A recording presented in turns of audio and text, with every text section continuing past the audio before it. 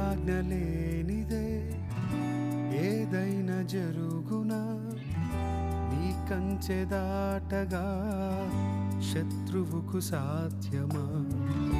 నీ ఆజ్ఞ లేనిదే ఏదైనా జరుగునా, నీ కంచె దాటగా శత్రువుకు సాధ్యమా? మా దేవా నీవే మా తోడుంటే అంతే చాలు.